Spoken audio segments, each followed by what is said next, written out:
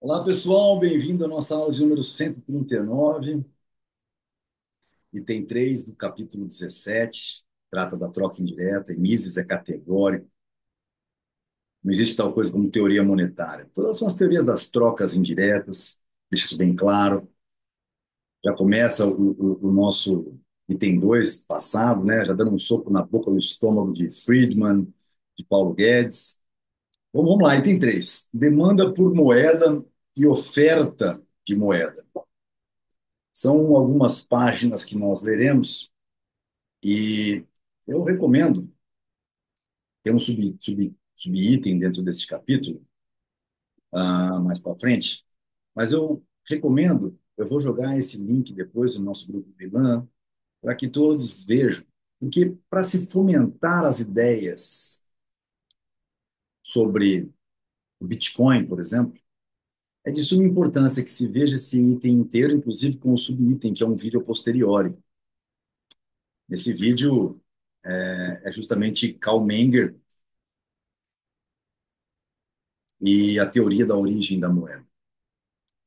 Bom, vamos aproveitar essa, essa, essa coisa boa, né? Que é de fato o conhecimento. Demanda por moeda e oferta de moeda prevalecem na negociabilidade das várias mercadorias e serviços, diferenças consideráveis. Há bens para os quais não é difícil encontrar quem os queira comprar, pagando o mais alto preço possível, nas circunstâncias do momento, ou pelo menos um preço apenas um pouco menor. Há outros bens para os quais é muito difícil encontrar rapidamente um comprador, mesmo que o vendedor esteja disposto a se contentar com uma contrapartida muito menor do que poderia obter se pudesse encontrar algum outro pretendente cuja demanda fosse maior. É essa diferença na negociabilidade das várias mercadorias e serviços que engendra a troca indireta. Um homem que, num momento dado, não pode adquirir o que precisa para a sua casa ou seu negócio, ou que não sabe ainda que bens irá precisar num futuro incerto, aumenta a possibilidade de atingir seu objetivo final se trocar um bem menos negociável que pretende vender por outro mais negociável. Olha que eu vou colocar em verde, porque é um exemplo, mas é um exemplo que nos fomenta conhecimento. Um homem que, num dado momento, não pode adquirir o que precisa para sua casa ou negócio, ou que não sabe ainda que bens irá precisar no futuro incerto, aumenta a sua possibilidade de atingir seu objetivo final se trocar um bem menos negociável que pretende vender por outro mais negociável. Vou dar uma dica do que vem por aí. Pode também ocorrer que as características físicas da mercadoria de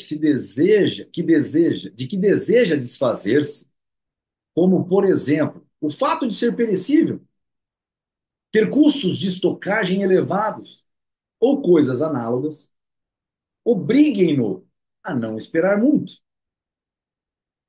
Às vezes, pode ser forçado a se desfazer do bem em questão pelo medo de que o seu valor de mercado se deteriore. Em todos estes aspectos, sua situação melhora quando adquire um bem de maior negociabilidade, mesmo que este bem não possa satisfazer diretamente nenhuma de suas próprias necessidades. A história, você não come dinheiro, você não. É isso. Um meio de troca é um bem que as pessoas adquirem, que é muito importante. Não para seu próprio consumo ou para empregar na sua vida produtiva, mas com o propósito de trocá-lo mais tarde por bens que pretendem consumir ou usar na sua vida produtiva. Isso que é extremamente importante. A moeda é um meio de troca, é o bem mais negociável. As pessoas o desejam porque imaginam utilizá-lo em futuras trocas interpessoais. Moeda é aquilo que é geralmente aceito e comumente usado como meio de troca. É sua única função. Todas as outras funções que as pessoas atribuem para a moeda são meramente aspectos particulares dessa função primordial e única, a de ser um meio de troca. Caraca, garotada, como é que nós vamos começar a pensar aí numa correlação com reserva de valor, com Bitcoin? Hã? Vamos lá. Vermees, The Theory of Money and Credit, né? Páginas 34 e 37. Meios de troca são bens econômicos. São escassos, há uma demanda por eles. Há no mercado pessoas que desejam adquiri-los e estão dispostas a trocar bens e serviços por eles. Os meios de troca têm um valor de troca. As pessoas fazem um sacrifício para adquiri-los, pagam um preço para obter. A peculiaridade desses preços reside meramente no fato de que eles não podem ser expressos em termos de moeda. Aqui vai uma explicação. Então, meios de troca são bens econômicos. São escassos, há uma demanda por eles. Há no mercado pessoas que desejam adquiri-los e estão dispostas a trocar bens e serviços por eles. Tem pessoas que estão dispostas a trabalhar 8 horas por dia, de segunda a sexta, por um mês, para receber 1.500 legais. Os meios de troca têm um valor de troca. As pessoas fazem um sacrifício para adquirir esses 1.500 reais. Pagam um preço para obtê-los. A peculiaridade desses preços reside meramente no fato de que eles não podem ser expressos em termos de moeda.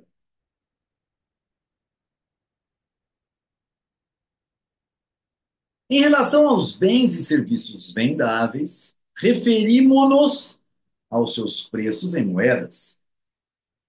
Quando se trata de moeda, referimos-nos ao seu poder de compra em relação aos vários bens vendáveis. Então, essa correlação entre essas duas coisas fica aqui em azul, para que também fique grifado no sentido de a gente entender aí a correlação entre a moeda e as coisas. Em relação aos bens e serviços vendáveis, em relação a comprar o serviço do cara 8 horas por dia por um mês, a gente refere que isso vale 1.500 reais. Quando se trata de moeda, referimos ao seu poder de compra. 1.500 reais vale um mês de trabalho do cara. Existe uma demanda por meios de troca, porque as pessoas querem manter uma reserva em moeda. Existe uma demanda por meios de troca, porque as pessoas querem manter uma reserva em moeda.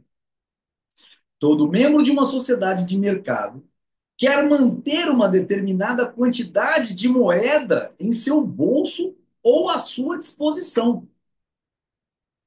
Às vezes, quer manter um encaixe maior. A palavra encaixe é usada nesta tradução com o sentido de saldo de caixa ou saldo monetário que os indivíduos desejam ter à sua disposição, seja ele representado nas notas na sua carteira, no seu cofre, ou por saldos bancários. Às vezes, quer manter um encaixe maior, às vezes um menor. Ou seja, às vezes quer manter 1.000 reais guardado para qualquer eventualidade, às vezes só 500, às vezes zero. Em casos excepcionais, pode até renunciar a manter qualquer encaixe, eu acabei de falar. De qualquer forma, a imensa maioria das pessoas deseja não apenas possuir vários bens vendáveis, quer também possuir moeda. Seu encaixe não é apenas um resíduo, uma parte não gasta de sua fortuna. Não é um saldo residual depois de todos os atos intencionais de compra e venda terem sido consumados. Seu montante é determinado por uma deliberada demanda por moeda, o quanto a pessoa quer manter em caixa. E como no que diz respeito a todos os outros bens, são as mudanças na relação entre demanda demanda por e oferta de moeda que produzem as mudanças na relação de troca entre moeda e os bens vendáveis. Então, no que diz, no que diz respeito a todos os outros bens,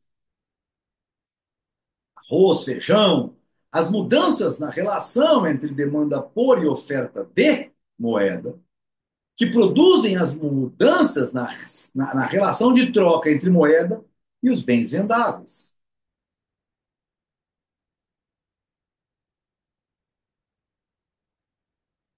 Eu vou repetir porque isso é importantíssimo.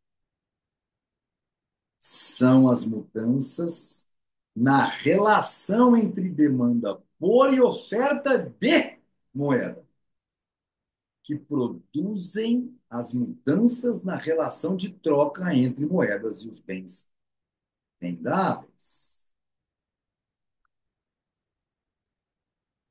O que se está dizendo aqui? Que quando uma sociedade resolve diminuir os seus encaixes, aquele dinheiro guardado, gastando mais, você vai ter uma maior quantidade de moeda no mercado e, portanto, se aquela quantidade de bens está se mantendo constante, essa relação de troca vai mudar. E a mesma coisa quando a sociedade começar a guardar dinheiro. Cada unidade monetária pertence a um dos membros que atuam na economia de mercado. A transferência de moeda das mãos de um ator para outro é imediata e contínua, não sofre solução de continuidade. Não há uma fração de tempo na qual a moeda não pertença a um indivíduo ou a uma empresa e que esteja apenas circulando. A moeda pode estar sendo transportada, pode viajar em trens, navios ou aviões de um lugar para outro. Não obstante, mesmo neste caso, está sempre sujeita ao controle de alguém, pertence a alguém. Não importa se essa moeda está com você fisicamente, mas ela é sua. É isso que Mises está dizendo. Ela nunca é de um ser, de uma entidade que não existe, não esteja em ninguém, que esteja só circulando. Isso é uma balela. Não tem sentido distinguir entre moeda em circulação e moeda ociosa. Tampouco cabe distinguir entre moeda em circulação e moeda entesourada. O que se chama de entesouramento é um nível de encaixe líquido que, segundo a opinião pessoal de um observador, excede o que é considerado normal e adequado. Entretanto, entesourar é manter moeda em caixa. É isso, é uma definição. A moeda entesourada continua sendo moeda e exerce, enquanto entesourada, a mesma função de uma reserva de caixa considerada normal. Quem entesoura moeda acredita que existam condições especiais que tornam conveniente acumular uma reserva de caixa maior do que a que ele mesmo manteria se a situação fosse diferente, do que aquela que outra pessoa manteria ou do que aquela que um economista considera adequada. Economistas não consideram adequada os encaixes dos outros, senão ele não é um economista. Agindo assim, estará influenciando a configuração da demanda por moeda, da mesma maneira que qualquer demanda normal a influenciaria. Então, quem entesoura a moeda acredita que existam condições especiais que tornam conveniente acumular uma reserva de caixa maior do que a que ele mesmo manteria se a situação fosse diferente, ou de que aquela ou do que aquela outra pessoa manteria, ou do que aquela que um economista considera. Agindo assim, estará influenciando a configuração de demanda por moeda da mesma maneira que qualquer demanda normal a influenciaria. Muitos economistas evitam usar os termos demanda e oferta no sentido de demanda por e oferta de moeda para tê-la como encaixe, porque temem que se faça confusão com a terminologia corrente usada pelos banqueiros. De fato, costuma-se chamar de demanda por moeda a demanda por empréstimos em curto prazo e de oferta de moeda a oferta de tais empréstimos. Costuma-se. Por isso, o mercado de empréstimos em curto prazo é conhecido como mercado de dinheiro.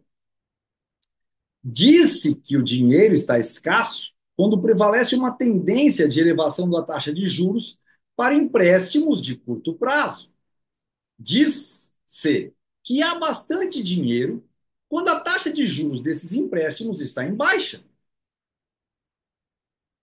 Esse modo de falar está tão enraizado que nem se cogita em modificá-lo, mas tem ajudado a difundir equívocos lastimáveis. Este é o problema. Faz com que as pessoas confundam as noções de moeda e de capital, induzindo-as a acreditar que o aumento da quantidade de moeda pode reduzir de forma duradoura a taxa de juros.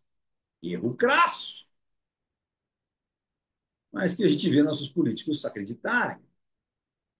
Mas, precisamente por serem esses erros tão crassos e evidentes, é pouco provável que o uso da terminologia correta possa criar qualquer mal-entendido. Então, isso está defendendo para que a gente use a terminologia correta. É difícil imaginar que os economistas possam errar em questões tão fundamentais se eles não fossem comprados, né? Só posso dizer isso.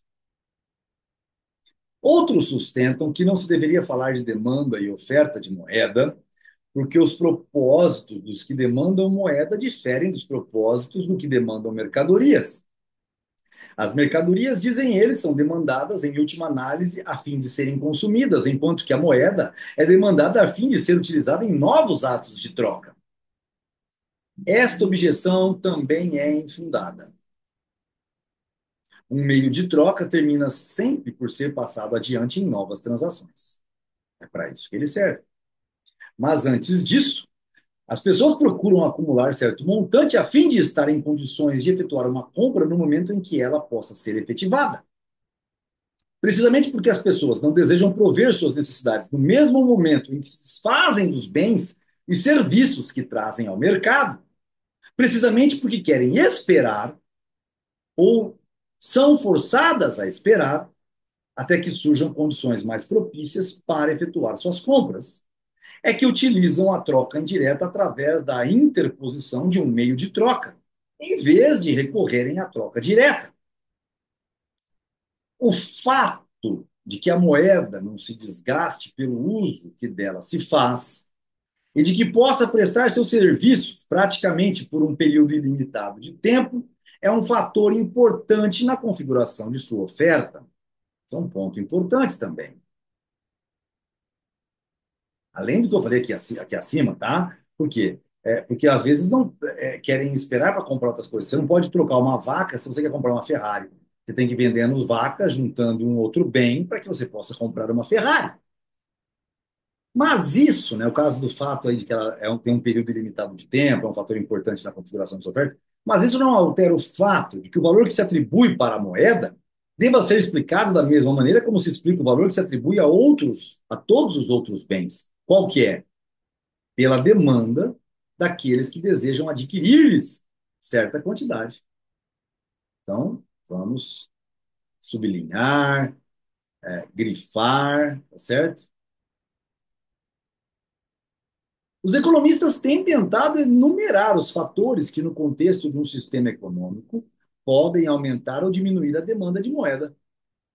Tais fatores são os números populacionais, o grau em que as famílias suprem autarquicamente suas necessidades ou que produzem com vistas a suprir as necessidades de outras pessoas, vendendo seus produtos e comprando mercadorias, a distribuição da atividade comercial e das épocas de pagamento ao longo do ano, a existência de instituições para o ajuste de débitos que se anulam mutuamente, do gênero câmeras de compensação, chamado de clearing houses. Então tá aqui, ó, né? Então, quais são os fatores que, então, os economistas eles têm tentado enumerar os fatores que, no contexto de um sistema econômico, pode aumentar ou diminuir a demanda por moeda. Os números populacionais, o grau que as famílias suprem autarquicamente suas necessidades ou que produzem à vista a suprir as necessidades de outras pessoas, vendendo seus produtos na feira e comprando mercadorias. A distribuição da atividade comercial e das épocas de pagamento ao longo do ano. É, como o pessoal fala, no final do ano a demanda por dólar aumenta porque as empresas têm que mandar dólar para fora. A existência de instituições para o ajuste de débitos que se anulam mutuamente. Antigamente existia isso. Então você vendia coisa para a Argentina, a gente vendia coisas para o Brasil, e esses empresários mantinham lá uma coisa até que a hora que fazia a compensação dos valores. Ok. Todos esses fatores acima, sem dúvida, influenciam a demanda de moeda e o nível de encaixe dos diversos indivíduos e firmas, mas influenciam apenas de forma indireta pelo que representam nas considerações que as pessoas fazem relativamente para a determinação do montante que consideram apropriado manter em caixa, mas influenciam apenas de forma indireta. O cidadão que está indo, a família que vende, faz suas coisas na fazenda, vive quase que completamente autárquico, vai na feira vender as galinhas que sobram, pegam dinheiro e aí compram outras coisas, mas resolvem guardar dinheiro para uma situação diferente, isso influencia de forma indireta. Então, você ir lá e trocar as coisas influencia de forma indireta. Agora, influenciam apenas pelo que representam nas considerações que as pessoas fazem relativamente para a determinação do montante que consideram apropriado manter como encaixe. O elemento decisivo é sempre o julgamento de valor das pessoas envolvidas. Os vários atores decidem sobre qual deve ser, no seu entendimento, o adequado nível de encaixe. Levam a cabo sua decisão, deixando de comprar mercadorias, ações e títulos de renda, vendendo ou, ao contrário, aumentando suas compras desses ativos. Em relação à moeda, as coisas não se passam de forma diferente do que ocorre com relação a todos os outros bens e serviços. A demanda de moeda é determinada pela conduta das pessoas que desejam adquiri-la para mantê-la em caixa. Vamos até grifar também, de tão importante que são essas coisas. Outro argumento apresentado contra a noção de demanda de moeda foi o seguinte: a utilidade marginal da unidade monetária diminui muito mais lentamente do que a de outras mercadorias. Na realidade, sua diminuição é tão lenta que, na prática, pode ser ignorada. Mentira! Mentira! Em relação à moeda. E todo mundo fala isso. Quanto mais se ganha, mais se gasta. Por que que se diz isso? Por uma experiência praxeológica normal, conforme você ganha mais, você se dá direitos que você não se dava quando ganhava menos. O que isso tem a ver com a utilidade marginal? Se não, vejamos. Vamos lá. Em relação à moeda, ninguém jamais considera a sua demanda como totalmente satisfeita. E ninguém jamais renuncia a uma oportunidade de ter mais dinheiro, desde que o sacrifício correspondente para obtê-lo não seja grande. Portanto, a demanda de moeda pode ser considerada ilimitada. Entretanto, a própria noção de uma demanda ilimitada é em si mesma contraditória. Esse argumento é inteiramente falso. Confunde a demanda de moeda para ser mantida em caixa com o desejo de maior riqueza expressa em termos de moeda. Ô, garoto! Muito bem! Quando uma pessoa diz que sua sede por dinheiro jamais será saciada, não está querendo dizer que o montante de seu encaixe nunca será suficientemente grande. O que realmente está dizendo é que nunca se considerará suficientemente rico. Se ganhar uma quantia adicional de dinheiro, não a usará para aumentar o seu encaixe ou só usará uma parte para esse propósito. Utilizará esse ganho adicional para o consumo imediato ou para investimento. Ninguém mantém em seu poder mais dinheiro do que o que deseja manter em caixa. A percepção de que a relação de troca entre moeda de um lado e mercadorias e serviços vendáveis de outro é determinada da mesma maneira que as relações de troca recíprocas entre os vários bens vendáveis, isto é, pela demanda e oferta. Foi a essência da teoria quantitativa da moeda. A percepção da relação de troca entre moeda de um lado e mercadorias e serviços vendáveis de outro é determinada da mesma maneira que as relações de troca recíprocas entre os vários bens vendáveis, isto é, pela demanda e oferta. Foi esta percepção, foi a essência da teoria quantitativa da moeda. Essa teoria consiste essencialmente numa aplicação da teoria geral da oferta e demanda ao caso particular da moeda. Seu mérito foi tentar explicar o poder de compra da moeda recorrendo ao mesmo raciocínio que é empregado para explicar todas as outras relações de troca.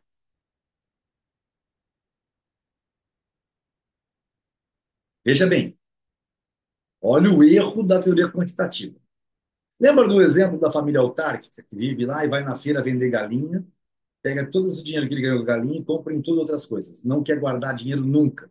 Ele só usa aquilo para poder dividir e poder mensurar as coisas ali. Horas. É baseado neste raciocínio em que as pessoas não têm demanda por encaixe para guardar moeda, que surgiu uma coisa errada. A percepção de que a relação de troca entre moeda de um lado e mercadorias e serviços vendáveis de outro é determinada da mesma maneira que as relações de troca recíprocas entre os vários bens duráveis, isto é, pela demanda e oferta, foi a essência da teoria quantitativa de moeda. Essa teoria consiste essencialmente numa aplicação da teoria geral da oferta e demanda ao caso particular da moeda. Seu mérito foi tentar explicar o poder de compra da moeda, recorrendo ao mesmo raciocínio que é empregado para explicar todas as outras relações de troca. Seu defeito foi recorrer a uma interpretação holística. Foi considerar a quantidade total de dinheiro na Volkswirtschaft, da economia nacional, e não as ações individuais dos homens e das firmas. Um corolário dessa visão equivocada constituiu na suposição de que prevalece uma proporcionalidade entre as variações da quantidade total de moeda e dos preços de moeda. Os primeiros críticos da teoria quantitativa falharam em suas tentativas de refutar os erros nela contidos e em substituí-la por uma teoria mais satisfatória. Não combateram o que havia de errado na teoria quantitativa. Ao contrário, atacaram o seu núcleo de verdade. Pretenderam negar que existe uma relação causal entre as variações de preços e das quantidades de moeda. E existe sim.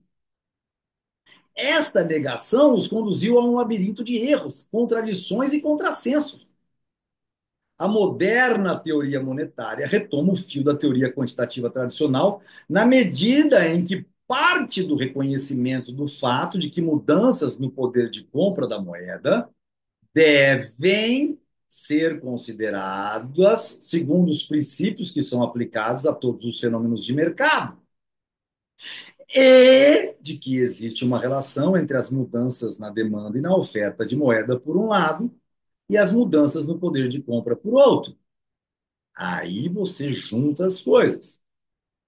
E aqui é o grande ponto, ponto pontíssimo, né? Importantíssimo, a definição real. Então, o que, que nós estamos defendendo aqui? O que nós estamos defendendo aqui? O que nós estamos defendendo aqui?